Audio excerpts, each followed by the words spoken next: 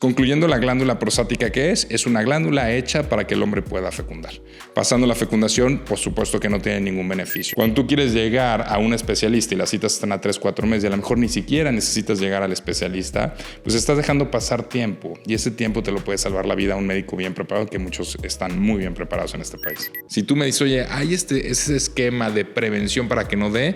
Te diría, desafortunadamente no, la genética es la genética. Es multifactorial esto. Pero al final del día, si se va a expresar, es mejor, como les digo a mis pacientes, que se exprese con una lesión chiquitita, que la retiras y vas a vivir hasta los 100 años. Este episodio es presentado por Tus Recuerdos a Digital, Custer Asociados.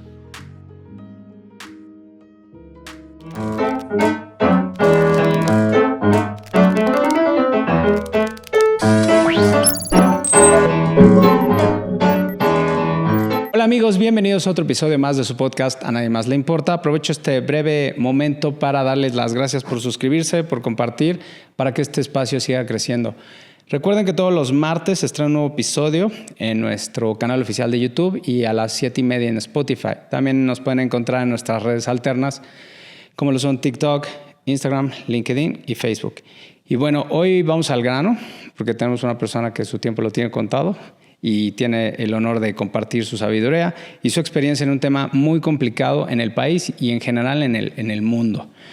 Está aquí con nosotros el doctor Enrique Hans Moes Guizar, director del Centro de Urología Robótica Avanzada de Querétaro. Vamos a hablar de un tema que para los hombres es como muy en silencio, no lo compartimos. Es como hablar de dinero casi, ¿no? Totalmente, es un tabú, Bienvenido. David. No, un gusto, la verdad es que un gusto y un honor estar contigo y también reconocer tu labor, porque al final del día hemos visto que gracias a programas como el tuyo salvas vidas. Entonces, al final del día estás participando con nosotros, no a lo mejor directo en el quirófano, pero compartiendo esta información, créeme que salvas vidas en conjunto con nosotros. Ok, muchas gracias, Enrique. Mira, por lo regular siempre nos vamos al principio, pero nos lo vamos a saltar. O sea, cómo fue tu infancia, cómo llegaste a estudiar, ¿por qué? Porque tu tiempo es preciado y sobre todo porque creo que es bueno ir al grano. Quería compartir contigo algunas cifras que investigué. En México se detectan más de 25,000 casos nuevos al año de cáncer de próstata. Cada año mueren más de 7,000 hombres en México por esta razón. En muchos casos, alrededor del 70% del cáncer se detecta en etapas avanzadas o metastásicas. En México, lo que reduce las opciones de tratamiento efectivo. En cuanto a la hiperplasia prostática benigna, agrandamiento no canceroso de la próstata, se estima que aproximadamente el 61% de los mexicanos mayores de 50 años reportan sintomatología prostática relacionada. Y en la encuesta nacional de salud se reportó que los hombres mayores de 60 años, el 35% ya tenía un diagnóstico médico previo de HPV. En el artículo de 2016 se reporta que había aproximadamente 1,663 urólogos en México, lo cual da una tasa de 1.38 urólogos por cada 100,000 habitantes. Una base comercial no oficial del gobierno estima que al 5 de mayo de 2025 hay 2,962 urólogos en México. Otra fuente menciona que el Consejo Mexicano de Urología certificó 1,265 urólogos. ¿A qué voy con esto? Pues son cifras de cuántos doctores hay para atender pues un problema de salud pública. ¿Es correcto? Cuéntanos un poco más. Pues quiero empezar de cero. ¿Cómo funciona la próstata? ¿Qué es la próstata y por qué hoy en día ya se abrió el tema, pero antes no? Bueno, antes de nada, el tema de la próstata es una glándula que solamente tenemos los hombres. Digo, de repente vale la pena reiterarlo porque claro, hasta en hospitales me ha tocado de repente historias clínicas que femenino y describe una próstata que, digo, evidentemente es un error de omisión, pero es importante que todos lo sepamos, ¿no? Es una glándula que está cerca de la uretra y la vejiga, que al final del día su función es hacer una licuefacción del semen para que podamos tener una fecundación. Entonces podemos hablar prácticamente que la próstata es útil durante la edad fértil. Cuando pasa la edad fértil realmente no tiene ninguna función. Y sí me gustaría muchísimo, David, detallar ahí el tema sobre la parte de la erección o la parte de la presencia de la vida sexual con la próstata. De repente la gente dice, oye, no me voy a operar la próstata en el tema de una patología benigna porque puedo tener una disfunción. Lo que es súper importante reiterar es que la próstata tiene una cercanía con los nervios cavernosos que van por abajo de la glándula prostática. Y ahorita que entremos más adelante en temas muy específicos de tipo de tratamiento, cuando tú tienes que remover completa la glándula prostática, que la sacas con todo y cápsula, que es finalmente la cobertura, puedes tener riesgo de tocar la parte de los nervios y esto sí afectar la parte de la erección. Pero cuando tú haces un manejo prostático interno fuera de no tocar la cápsula, no debes de tener ninguna complicación. Entonces, concluyendo, la glándula prostática, ¿qué es? Es una glándula hecha para que el hombre pueda fecundar. Pasando la fecundación, por supuesto que no tiene ningún beneficio. Es como el útero en la mujer, que al final del día es en la época de fertilidad y posteriormente, desafortunadamente, genera pues muchas patologías. Que en este caso diste una cifra muy interesante. El cáncer número 1 en los hombres es el cáncer de próstata, ¿de acuerdo? Y evidentemente, dentro de los antecedentes que diste, yo te comparto algo. Yo estoy en el Hospital General de México, que fue mi alma mater en la parte de urología, y hice la tesis sobre cáncer de próstata y sorpresa. Esto te estoy hablando de 2005. En 2005 estábamos en una diferencia abismal con países de primer mundo. Cuando nosotros llegaban al Hospital General de México paciente con cáncer de próstata, de 10 pacientes que te llegaban, 3 los podías salvar porque estaba localizado y 7 estaba totalmente fuera de tratamiento, ¿de acuerdo? Cuando en Estados Unidos es totalmente lo contrario. O sea, de 10 pacientes que tratas, a lo mejor llegarán 8 localizados y 2 fuera de la zona de cápsula. Entonces, esto no está hablando solamente de cultura. Sí, evidentemente habla de recursos, habla del recurso humano como el tema de los urólogos, que en ese sentido también en este tipo de programas me gusta muchísimo reiterar la función del médico general. Y ahora traigo mucho en mente el volver a ser el médico de cabecera. O sea, de repente hemos ido a toda especialidad, cuando tenemos gente muy valiosa en área médica de médicos generales. Yo soy médico general, después me hice la especialidad, pero al final del día no dejo de ser médico general, ¿no? Y esa parte creo que si México retoma el tema de su médico de cabecera, vamos a empezar a salvar vidas. Cuando tú quieres llegar a un especialista y las citas están a 3-4 meses y a lo mejor ni siquiera necesitas llegar al especialista, pues estás dejando pasar tiempo y ese tiempo te lo puede salvar la vida a un médico bien preparado, que muchos están muy bien preparados en este país. ¿Por qué había tanta desinformación?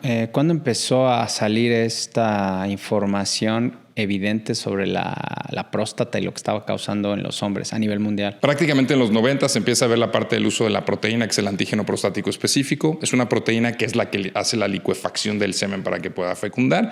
Y esta proteína tiene una característica: solamente se produce en la glándula prostática, de forma que no hay otro órgano que te pueda hacer un enmascaramiento o te dé un falso positivo, ¿de acuerdo? Entonces de ahí viene la parte importante. Juntando la parte tecnológica con la parte cultural, creo que en México traíamos un tema que gracias a Dios se está girando, pero es el tema del machismo y hay que hablarlo muy claro. De repente era un tema de a mí no me pasa nada, no me va a suceder nada, yo no voy a dejar que me hagan una revisión porque en ese momento pierdo mi valor como hombre, ¿no? Y eso nos encontramos con generaciones que ahorita a lo mejor son hombres que están entre los 80, 90 años de edad que nunca aceptaron una revisión. Hoy platicaba el otro día en una entrevista también que finalmente algo que me sorprende, y por eso la información es vital, llegan chavos de 25, 30 años buscando un manejo de detección preventiva de cáncer de próstata, que a Dios gracias ahorita lo platicaremos en edades. Cuando tú tienes esa información, utilizas tu recurso y tu tiempo como paciente para que lo apliques en el momento exacto. Entonces, la verdad es que sí he visto, así como de repente hay críticas sobre las nuevas generaciones, no, para mí un reconocimiento que están haciendo una apertura hacia el manejo preventivo y los felicito. Esa es la realidad. Sí, porque al final de cuentas siempre ha sido como muy enfocado el cuidado de la mujer del órgano reproductivo femenino, pero pues, ¿y nosotros? Porque era totalmente como un fantasma, ¿no? Totalmente. Y fíjate que de ahí viene una anécdota que siempre les platico. Cuando yo tenía mis residentes ahí en el Hospital General de México, les platicaba mucho a los residentes. Y más, imagínate la escena, un hospital público con poco recurso, pero una alta calidad de tratamiento. Pero de repente había veces que tenías que dar 60 consultas, ¿no? Los espacios muy reducidos. Y de repente, pues una persona que venía a lo mejor finalmente de un nivel cultural diferente, donde no aceptaba mucho la prevención, dile que vas a hacer un tacto rectal. Uf. Es medio complejo. Pero el reto que yo me puse, y la verdad es que ayudó muchísimo, yo les decía a los médicos, el día que verdaderamente estés en tu momento cumbre de bien preparado y de empático, va a ser el día que un paciente te deje hacer una revisión urológica. ¿Por qué? Porque al final del día lo más valioso que tenemos todos es nuestro cuerpo. Entonces, en ese sentido, cuando tú permites que alguien pueda entrar a revisar zonas muy delicadas, es porque le tienes evidentemente confianza. Segundo, sabes que es un profesional. Y tercero, pues vas a ver que vas a tener un trato totalmente respetuoso y empático. Entonces, la verdad es que esto creo que los chavos sí lo entendieron. Entonces, éramos muy cuidadosos, ya que teníamos espacios muy pequeños, tratar de aislar esas revisiones para que el paciente se sintiera en confort y no de repente incómodo de que hay una cortinita separando y había un escritorio al lado con otra interrogatorio, ¿no? Entonces también creo que tiene que ver mucho en la forma como trates al paciente, ¿no? De repente es bien importante también desde saber manejar este tipo de tema. porque de repente podemos pasar esa rayita de la broma, donde el médico también entra en la broma. Digo, es finalmente válido cuando una relación de un paciente que conoces de 10 años y dice, oye, doc, me toca la revisión y te traigo unas flores, hasta te ríes con él y es porque él te da esa apertura de cotorreo, ¿no? Pero un médico que en tu primera entrevista te dice una cosa así, pues dice, oye, no, espera, me estás rompiendo la línea. Entonces, yo creo que tiene que ver mucho, David, en cómo abordas al paciente y cómo el paciente se siente en un confort, ¿de acuerdo?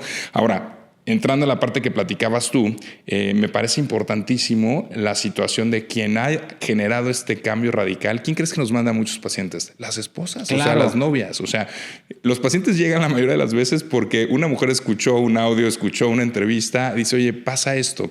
Y yo platicaba mucho y tuvimos un foro interesante donde fui a dar una conferencia a médicos generales tratando de empezar a hacer la detección oportuna de cáncer de próstata, que siempre mi concepto es, el médico de primer contacto debe tener un 90% de capacidad de poder resolver todo y a un 10% pues sí tienes que mandarlo al especialista porque para eso hay una especialidad, ¿no? Pero lo interesante es que les hice una pregunta en el foro. Le dije, a ver, todos los que están aquí, hombres, mujeres, todos tenemos finalmente un hombre que sea papá, esposo, novio, etcétera, hermano, hijo, lo que sea.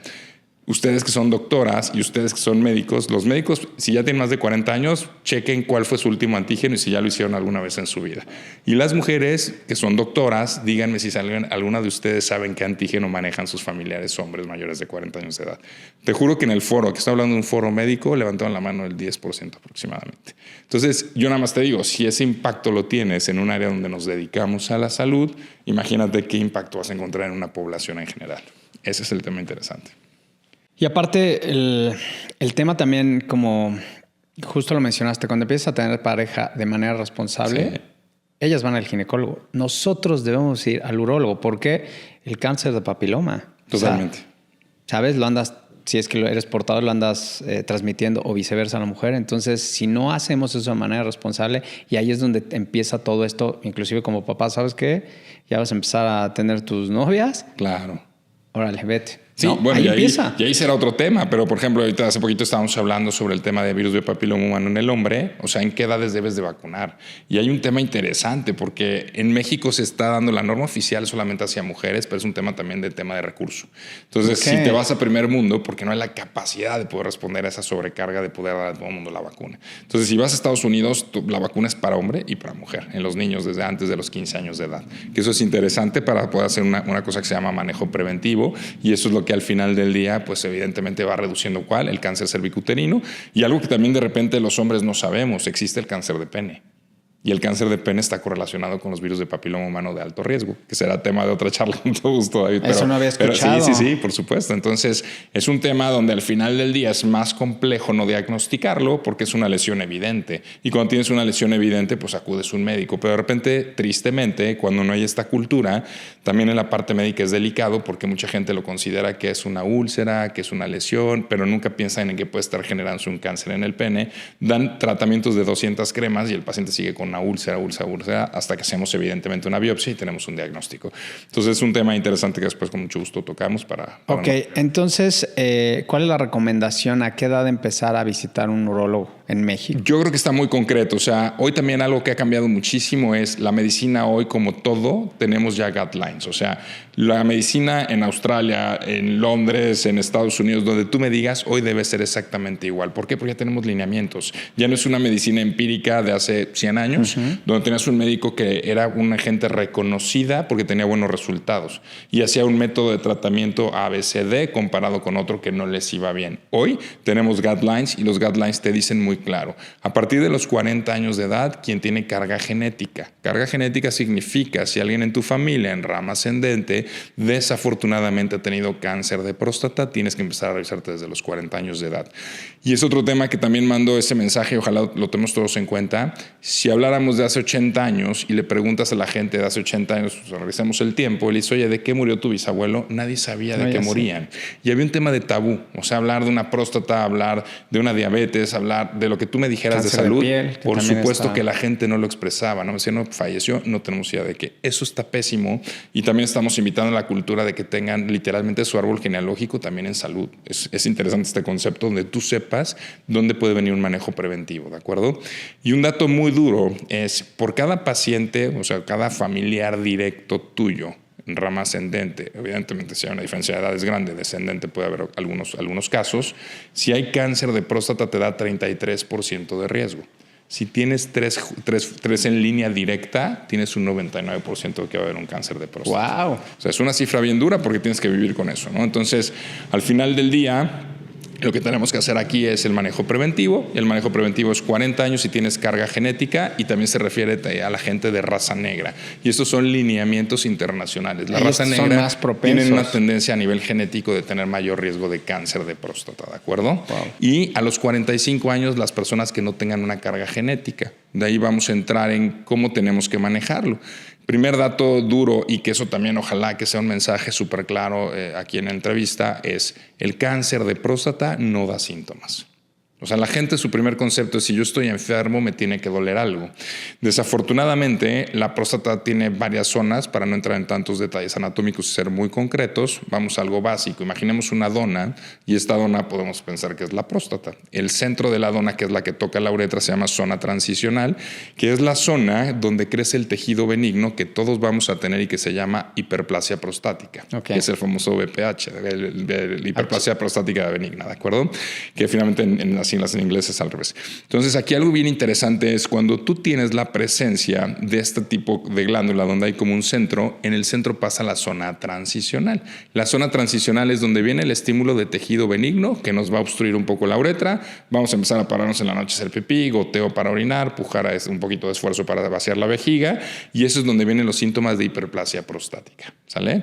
La parte de la periferia de esa dona que estamos imaginando se llama zona periférica. La zona periférica no toca la uretra y la zona periférica tiene 70% de la zona localizada del cáncer.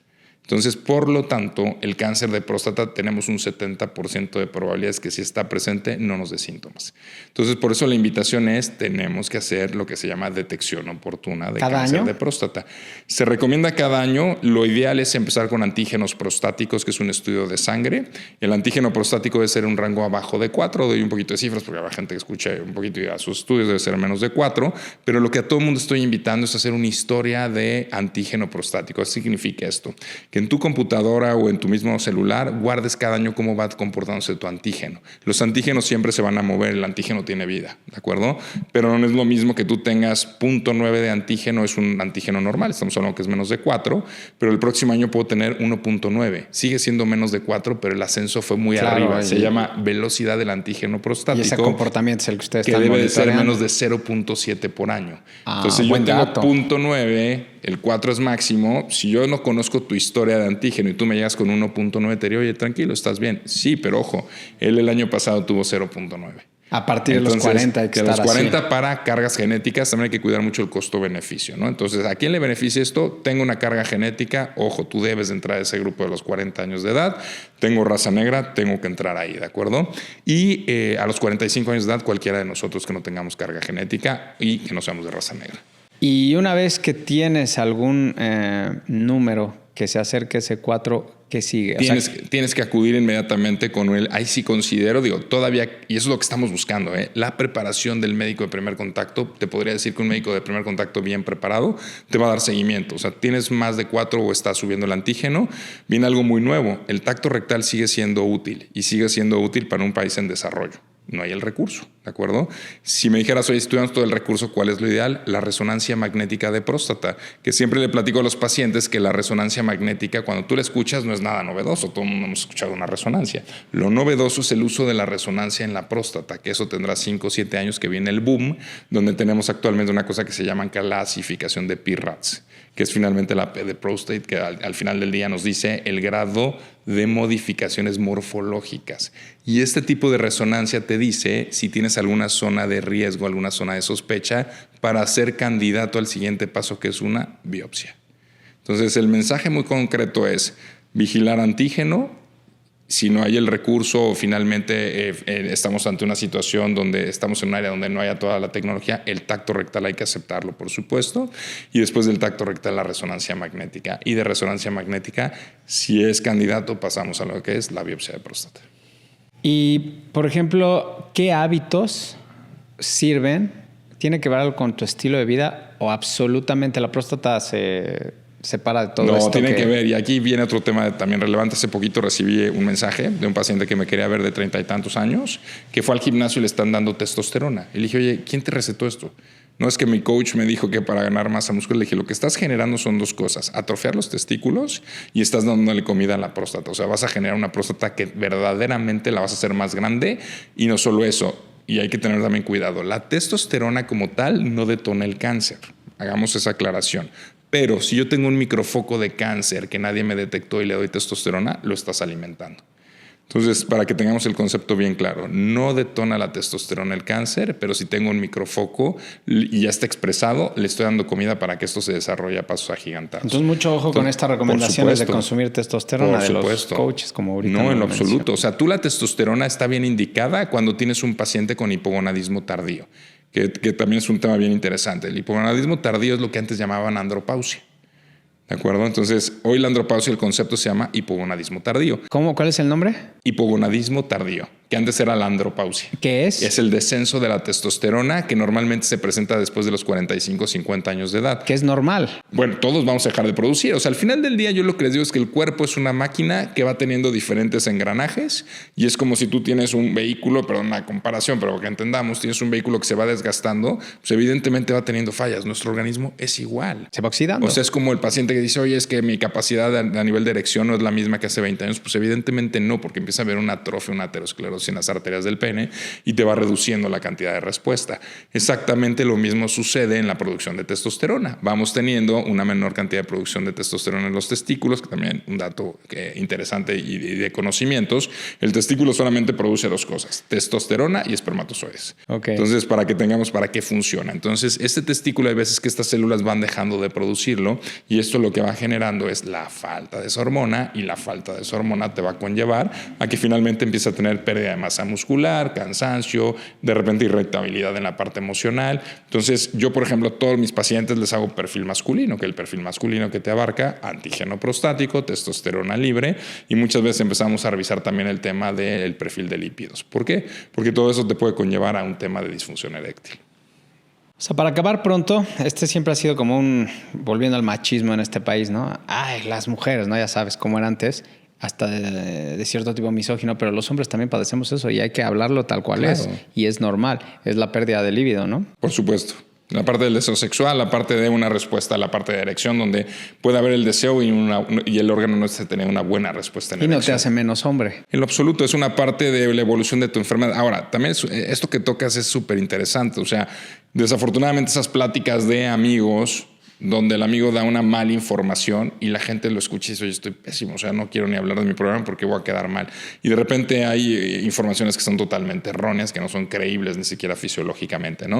Entonces también digo, dentro de la cultura del famoso médico de cabecera, siempre les digo, oigan, hagamos una cultura de que de repente entre amigos, entre los hombres que nos gusta, no sé, ir al golf o de repente ir a un bar o de repente jugar dominó, cartas, pues también le dediquen 5 minutos a platicar cosas que sepan nuevas de salud y entonces va a ser mucho más rica tu plática que hablar todo el tiempo de, pues, no sé, del fútbol y de repente hablar de coches, que está bien, está interesante, te diviertes, te distraes, pero al final del día no sales más intelectualmente ni mejor, ni con una información que te pueda salvar la vida. Entonces eso sería una cultura bien interesante, que todos los hombres dediquemos un poco de nuestro tiempo en la plática a cosas. Evidentemente también es interesante y también te felicito en ese sentido, pues el verificar que cuando alguien dé una entrevista tenga todas las credenciales. O sea, porque la desinformación es impresionante. Entonces, a eso también hay que tener cuidado. Con esto lo que te diría es, si uno tiene los canales adecuados de información, que hoy es muy sencillo, o sea, así como utilizamos la inteligencia artificial para divertirnos en cosas que no nos generan nada, si nos metemos, por ejemplo, en la página de Mayo Clinic y tú te metes a buscar, tiene una información totalmente validada. Y entonces te diría, oye, si tú lees esto, créeme que tienes todo el sustento y el soporte de creerle, ¿no? Entonces a mí me gusta de repente que si a alguien le interesa, porque cada paciente es diferente, hay gente que le gusta leer, que se metan en este tipo de páginas, que al final del día te van a dar una información que está certificada y que tiene un concepto claro y real, ¿de acuerdo? Y bueno, antes de entrar ya en materia más profunda de la cirugía, ¿cómo podemos cuidar la próstata durante nuestra juventud y ya llegar a etapa madura? Dices que la línea así de donde divides a partir de los 40. Sí, por supuesto. El antes 40, y el después. 45. O sea, son muy raros los casos antes de... Súper raro. En la medicina no hay nada imposible. No. ¿Sale?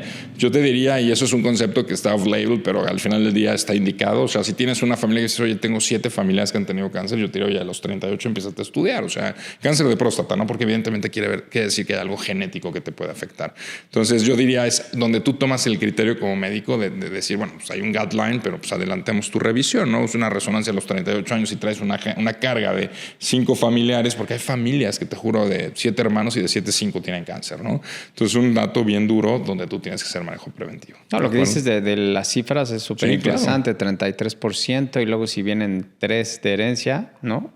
O sea, por ejemplo, en mi caso, te platico brevemente, ahí viene el tren. Por ejemplo, hay personas que no conocimos a nuestro papá, entonces no tenemos nada de información y no sabes si tú, por eso es tan importante que nos hagamos responsables de, pues al final de cuentas es un órgano que pensamos que nada más sucede con las mujeres, ¿no? Claro. Los hombres ya en México y yo en te el diría mundo. Esos casos muy específicos empezar a los 40, o sea, mejor adelántate. Si me explico, al no tener esa información que no depende de ti, lo que hay que hacer es empezar a los 40, que al final del día vas a empezar con un estudio de sangre, ¿no? Y si el estudio de sangre, fíjate, es un dato bien interesante. 40 años es cuando es el inicio de, sí, de si nuestra hay carga prevención. genética, por supuesto. Si hay carga genética y a los 45 si no hay carga genética. ¿Y qué podemos hacer para cuidarla? Hay artículos ya que sostienen muy bien y muy claro. De hecho, este dato que te voy a dar me ha pasado que hasta me piden la receta en el sentido, y es que no es falso, ¿no? Hay algunos estudios que se hicieron en Europa donde demostraron 2 grupos de diferente población, o sea, de mismas edades, 2 grupos que estaban divididos en un estudio prospectivo donde empezaron a seguirlos a 10 años y a los 10 años demostraron que la gente que tenía mayor frecuencia de eyaculación, menor riesgo de cáncer. Eso totalmente con artículos sustentados, o sea, no es un tema de un mito, ¿de acuerdo? Finalmente se relaciona en este estudio prospectivo que sean por lo menos de 4 a 6 eyaculaciones por semana, ese es el rango, sea con relación sexual o masturbación, eso es indistinto, pero que la glándula vacía, ¿de acuerdo? Entonces puedes bajar el riesgo de incidencia de cáncer si hay mayor frecuencia de eyaculación. Justo se te iba a preguntar, porque hay miles de videos en redes hoy en día que si tú tienes tanto número de eyaculaciones, prevés el cáncer de próstata. Y es real, ¿correcto? O sea, creemos que al final del día es un metabolito que si dejas mucho tiempo en contacto con la próstata te puede favorecer que detone la activación del cáncer, ¿no? O sea, es para usar. Por supuesto. No, realmente sí es así. Y la otra parte también se ha visto que la relación sexual te permite mejor calidad de vida en el tema cardiológico también. Entonces, por eso es importante, al final del día, de hecho, el órgano te va avisando. Si tú tienes un problema de un buen gasto cardíaco, que tu corazón esté funcionando bien, una de las primeras expresiones puede ser una disfunción eréctil. Entonces, por eso es otro tema que yo traigo también mucho en la mente, que así como se está prohibiendo el tema de venda de antibióticos sin receta, que lo aplaudo, yo también aplaudiría que todo lo que son los medicamentos para disfunción eréctil no se vendan sin receta. Y es porque el organismo te está avisando que puede haber un problema que acabe en un infarto al corazón, ¿de acuerdo? Entonces, por eso es importante que cuando alguien tiene disfunción se tiene que estudiar. O sea, no es ya... Antes de tomarse no es las pastillitas. No voy con mi amigo, me dijo que le fue muy bien con esa pastilla, vas a la farmacia y sí te la venden. Entonces, al final del día estás dejando pues una bomba de tiempo en una persona que a lo mejor su corazón le está avisando que no está funcionando bien y que tiene que poner atención. ¿Qué dato acabas de dar? Sí, es durísimo. Y de hecho hay artículos de cardiología, digo, después platicamos ese tema, pero hay artículos donde han demostrado, que se llama artículo COBRA, donde relacionan la presencia de disfunción eréctil a una edad mucho más corta, a mayor riesgo de coronariopatía, que es el término de los infartos del miocardio al corazón. Para puntualizar, los 3 exámenes para detectar el antígeno que recomiendas son... ¿El tacto? Antígeno prostático, tacto rectal y en su caso, si se requiere por alguna sospecha, resonancia magnética multiparamétrica de próstata. Ok. Y ahora sí ya nos vamos a... Cuéntanos un poco del Curac, de estas cirugías con robots. Cuéntanos. Bueno, te platico un poquito. O sea, yo estaba en la Ciudad de México radicando allá. De hecho, mi último hospital donde laboré fue el Hospital Inglés, en el ABC. Por temas de calidad de vida, de hecho, estaba adscrito del Hospital General de México. Estaba también haciendo una parte directiva en un grupo hospitalario que se llama Star Médica y estaba en el ABC. Entonces, la verdad es que la sobrecarga de trabajo y la parte familiar sí empezó a hacer un desgaste un poquito con la familia. Y al final del día, pues decidimos mi esposo y yo, que de hecho... Cabe la redundancia que mi esposa y yo somos novios desde los 14 años de edad. Entonces, al final del día ya tenemos un rato juntos en la vida. Así, pues más de... Un ratito. Tenemos 50 menos 14, entonces saquen las cuentas. Entonces, al final del día, día, pues tomamos la decisión, me migro a Querétaro y empezamos a ver, y algo que siempre digo, y eso la verdad es que orgulloso, es un término que siempre uso, pero soy el queretano más queretano no nacido en Querétaro. O sea, para mí Querétaro ha sido algo que realmente es padre saber y decir, quiero vivir en este lugar y yo decido vivir en este lugar. Y uno dice, bueno, ojalá hubiera nacido aquí, ¿no? Entonces a los queretanos les digo que he dicho haber nacido aquí. Pero más allá de esto, lo que empecé a notar es que Querétaro empezó a desarrollarse muchísimo. O sea, cuando tú tienes un desarrollo, creo que todo va de la mano.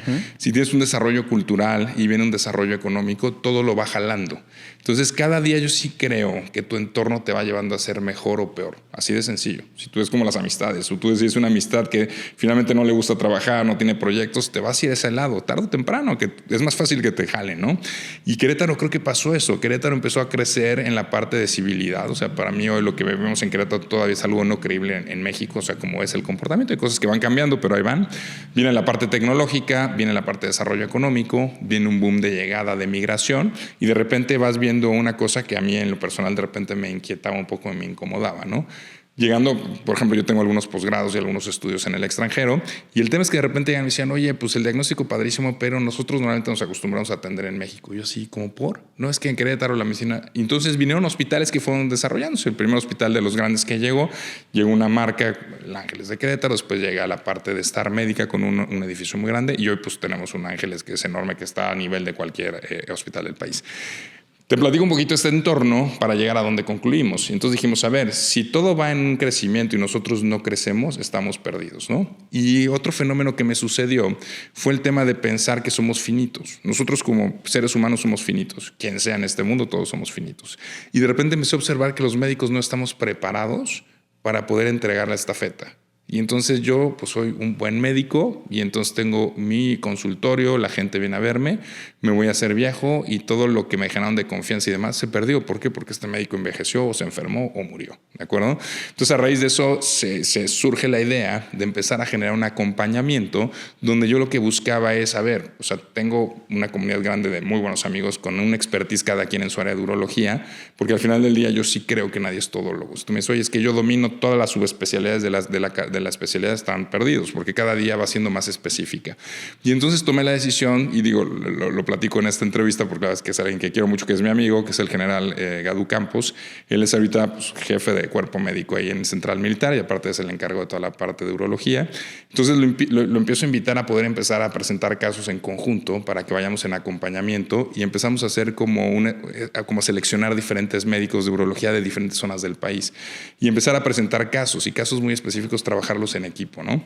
Eso a lo que nos llevó al final del día fue a crear esto que es Centro de Urología Robótica Avanzada de Querétaro, donde nos llevó a que el tiempo, digo ahora sí que si lo analizo un poquito en retrospectiva, Dios puso las cosas perfectas y las puso así porque empezamos a prepararnos a generar una estructura sin saber que íbamos a tener un robot aquí en Querétaro. Entonces, el acompañamiento de gente que llevaba más años en este tipo de tecnología, que tenía los recursos como un Central Militar que tienen 2 Da Vincis ahí y que tienen cirugías todos los días de cirugía robótica, es importante también, y eso también lo comparto, que creo que en la vida de cada uno de nosotros hay una cosa que se llama humildad. Cuando tú crees que nadie te puede enseñar algo o cuando te sientes autosuficiente, estás en un tema complejo y más a nivel profesional. Entonces, cuando tenemos el acompañamiento de este tipo de médicos, donde traían una curva más grande, donde traían finalmente toda la parte de un know-how y traían una cantidad de estadística elevada, pues lo que hace es que tu proceso sea más cortito.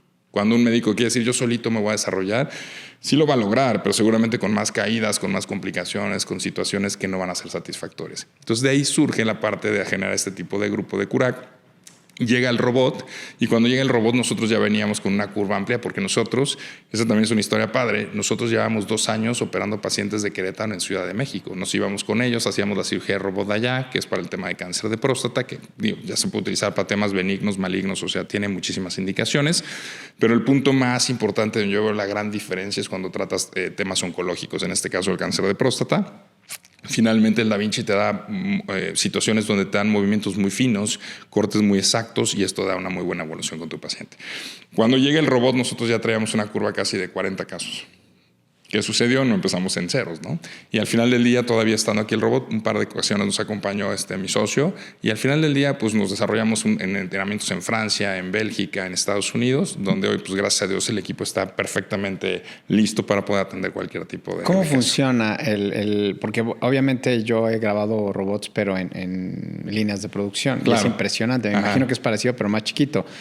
Pero mencionando, por ejemplo, pues ustedes usan mucho las manos y la muñeca. Solamente usamos 2 dedos. Ajá. Hay 2 dedos que utilizamos. O sea, finalmente te voy a platicar algo bien interesante. Tienes que migrar a la sensibilidad.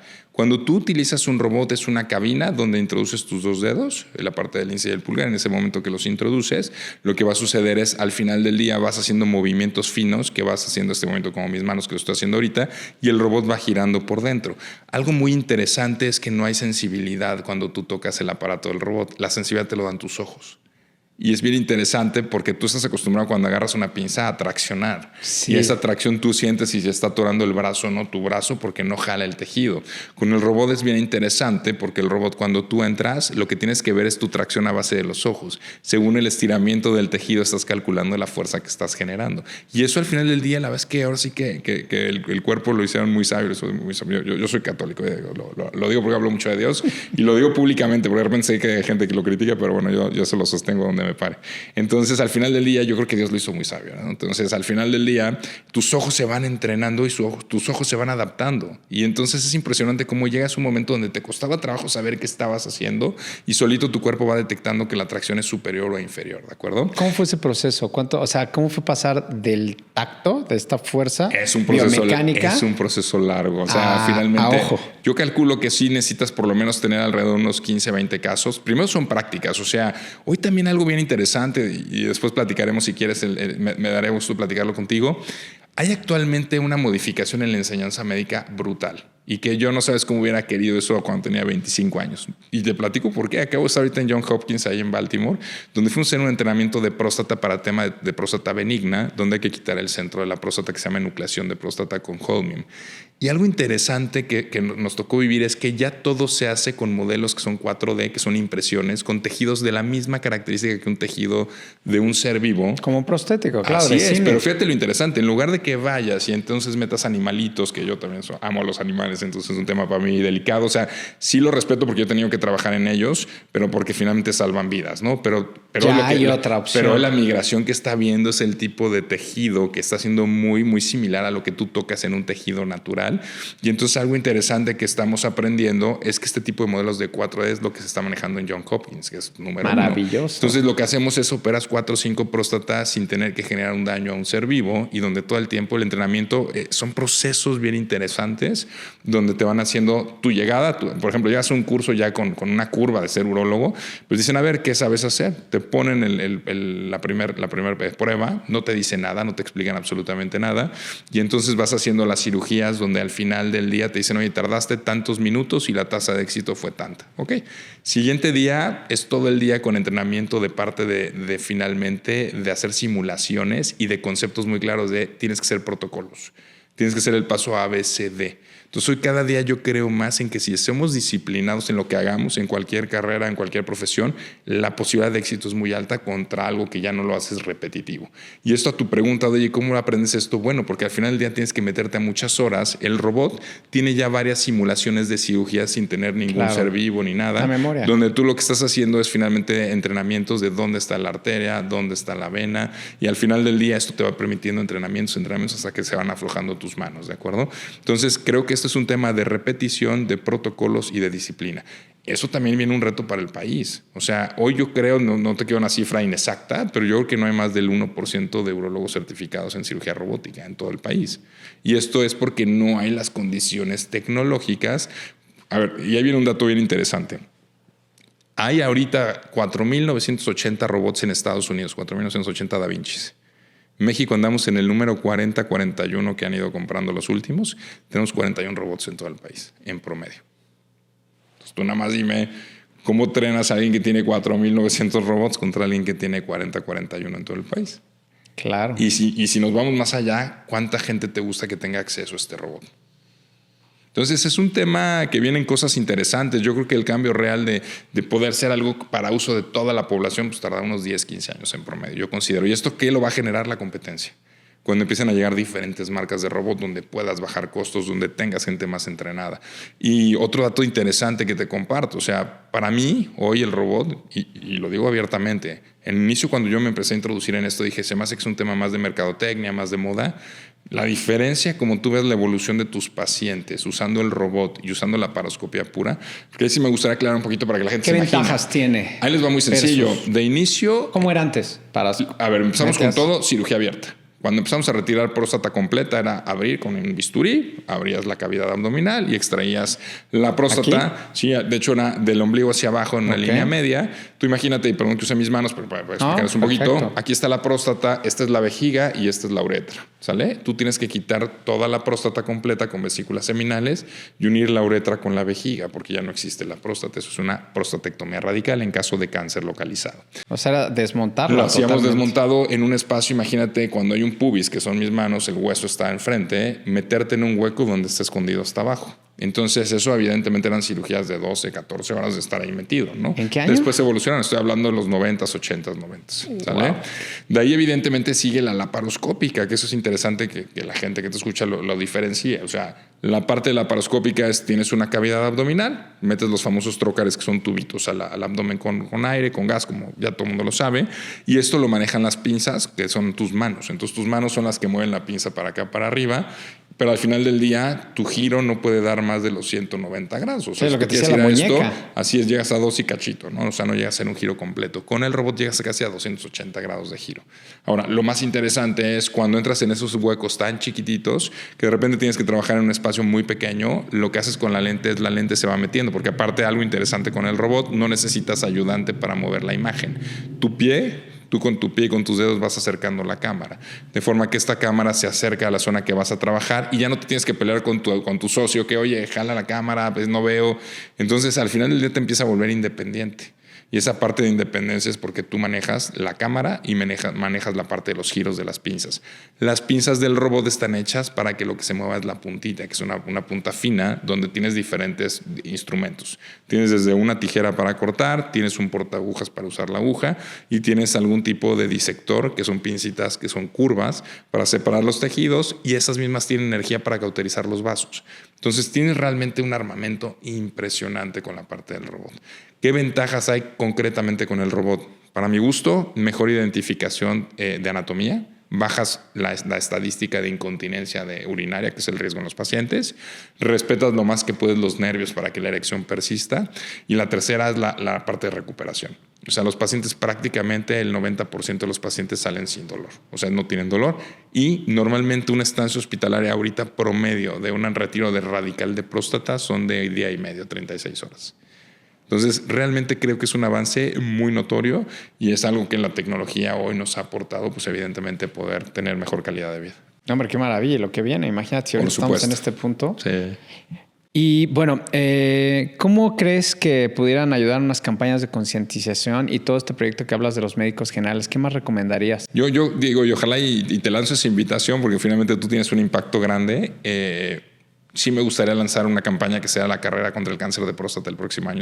Lo digo en público, a lo mejor está adelantando la idea, espero finalmente desarrollarla como CURAC, pero creo que lo que es la parte de medios la parte de prensa, la parte de medios de comunicación, la parte gubernamental, la parte de empresarios, la parte de la misma área médica, debemos de proyectar un tema que sería la carrera de cáncer de próstata. Creo que sería impactante. Claro. Porque empieza a ser un ruido. Es que es invisible el tema. Así es. Entonces, invisible. Yo creo que si Dios permite, me presta vida para noviembre del próximo año planearlo con tiempo. Yo me sumo, y por empezar todos juntos, ¿no? Porque al final del día, como siempre les digo, todos, o sea, no somos infalibles en el sentido de una enfermedad. Entonces hay que ser finalmente conciencia para poder salvar gente que a lo mejor por un tema de ignorancia, por un tema de tabú, falta de información. Hoy se está quedando corta y de repente, pues, casos tristes, ¿no? Así como te digo, no da síntomas. Nos han llegado casos de pacientes de 60 años que nunca se hicieron antígeno y empiezan con dolor en la espalda. Pues tengo una lumbalgia. van de repente al ortopedista, les hacen una resonancia magnética Metástasis. y lesiones de metástasis en columna, ¿no? Esos pacientes desafortunadamente están fuera de toda esta tecnología que hemos avanzado. Pues también hay un área que avanzó, que finalmente es la quimioterapia y tratamientos médicos, pero son más que nada para frenar la patología y no curarla, ¿no? Entonces, yo creo que hoy lo que salva las vidas es en el momento adecuado. Por eso, un concepto bien interesante es detección oportuna de cáncer de próstata. Si tú me dices, oye, ¿hay ese esquema de prevención para que no dé? Te diría, desafortunadamente no, la genética es la genética. Es multifactorial esto, pero al final del día, si se va a expresar, es mejor, como les digo a mis pacientes, que se exprese con una lesión chiquitita, que la retiras y vas a vivir hasta los 100 años. Factores también como la diabetes. Por supuesto, lo que es toda la parte... ¿Qué influye? A ver, influye ahí el tema de la obesidad, porque al final del día la obesidad lo que va a generar es que enmascare el antígeno prostático. El antígeno prostático, si ya hablamos de rangos, ya conocemos el rango, pero si tienes un 4 de tope de antígeno y tienes a lo mejor en ese momento 5, en un paciente obeso a lo mejor se va a reportar 3.2. Me va a decir, ¿por qué? Porque la grasa lo que hace es enmascarar la testosterona por medio de la aromatasa. Entonces muchas veces la testosterona que estás generando, que se cambia a la parte de estrógenos, lo que va a suceder es finalmente no tener tanto estímulo y no levantar tanto el antígeno tan rápido. Mira qué dato Y al no tan levantarlo, interesante. evidentemente estás enmascarado. Entonces, cuando hay un proceso inflamatorio igual, vas haciendo que la próstata crezca más lento. Al final del día, lo que yo te dije, o sea, la testosterona no es el detonante del cáncer, se expresa el cáncer y la testosterona lo alimenta. Entonces, si tú tienes un detonante donde tienes un cáncer, pero la testosterona está baja porque tienes diabetes y tienes un proceso inflamatorio, perdón, o tienes la parte de la obesidad, lo que va a suceder al final del día es que no se va a incrementar el pico y no lo vas a detectar. Muy interesante. Entonces, recomendaciones para las familias mexicanas. Ajá. Hablar sin tabús en la mesa, hombres y mujeres, sobre este tema, ¿cierto? Totalmente. Porque ahí sí... O sea, a mí me parece que volver al tema de tener tu árbol genealógico de salud. Suena el concepto interesante, pero valdría la pena. O sea, en mi familia, cómo se comportó. Y entonces a partir de ahí, más que preocuparme, como yo les digo, hay que ocuparnos. O sea, en México somos mucho de preocuparnos en lugar de ocuparnos.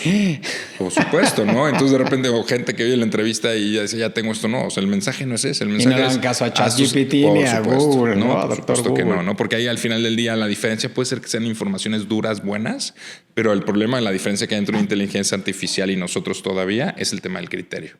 O sea, yo puedo tener mucha información, pero si no la sé aplicar, de nada me sirve tener toda la información. Cada organismo es distinto. Por este supuesto. dato que nos diste del 0.7 anual de crecimiento. Sí, claro. Esa es la ojo. velocidad del antígeno y eso sí es homogéneo.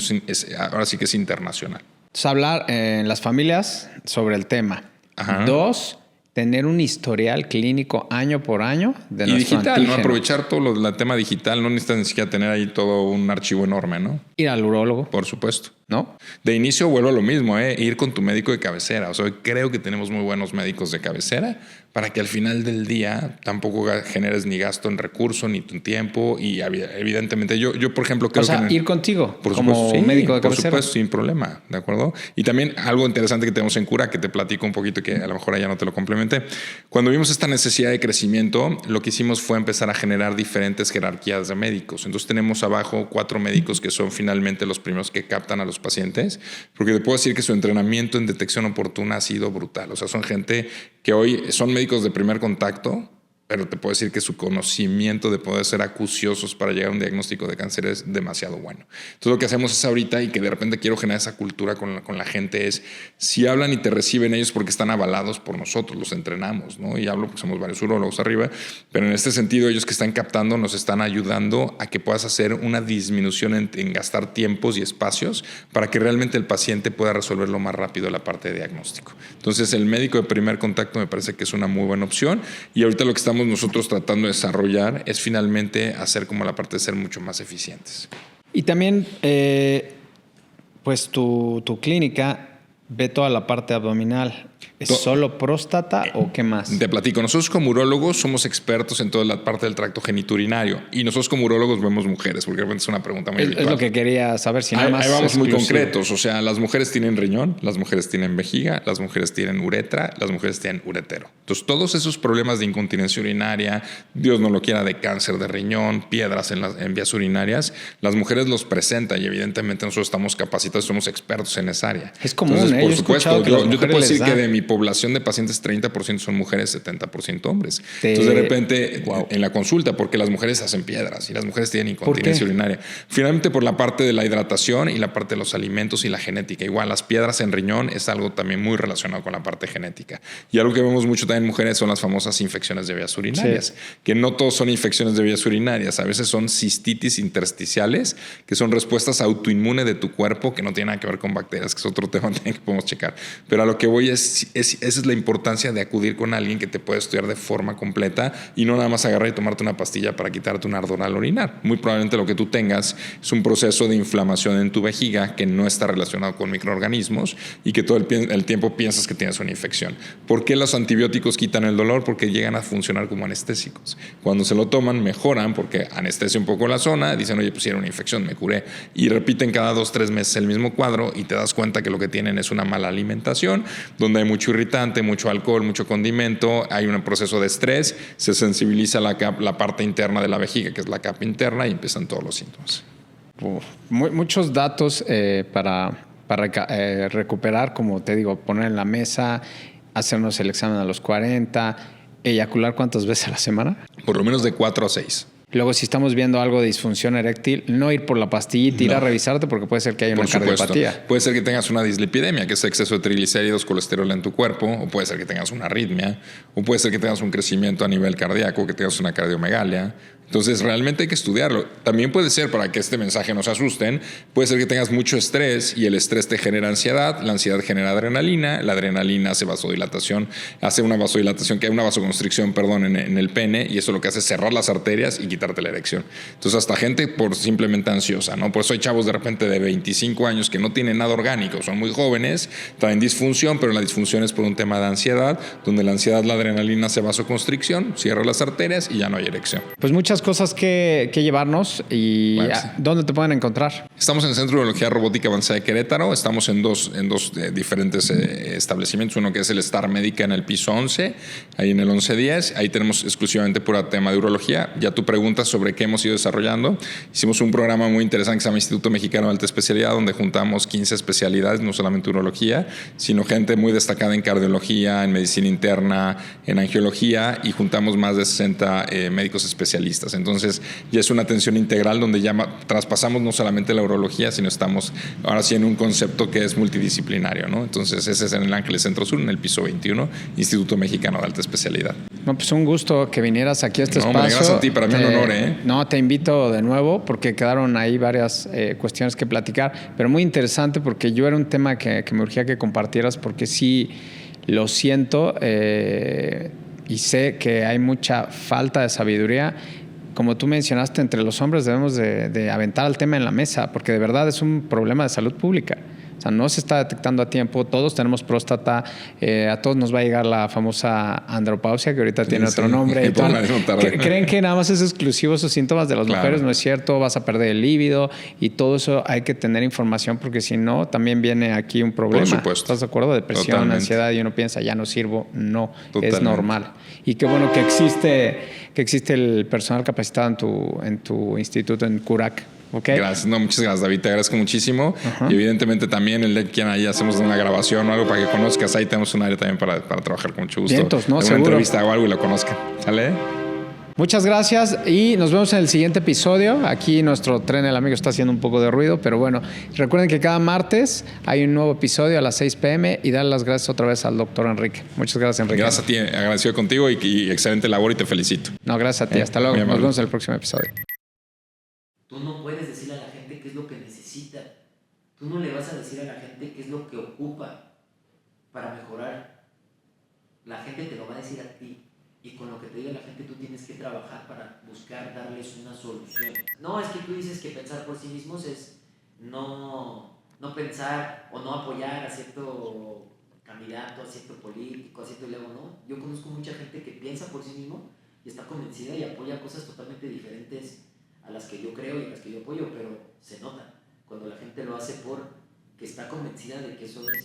¿O por qué no tendríamos todos las mismas posibilidades de éxito? ¿Por qué no toda la gente viviría con una vida digna? ¿Por qué hay desigualdad? ¿Por qué hay gente que no tiene? A ver, es porque el mundo no funciona así. Y si no lo entiendes, no vas a poder lograr absolutamente absolutamente nada porque vas a estar toda tu vida frustrado, vas a estar toda tu vida enojado, vas a tener un resentimiento brutal y lo peor de todo es que vas a perder muchísimo tiempo, mucha felicidad y muchas horas de tu vida intentando entender esto.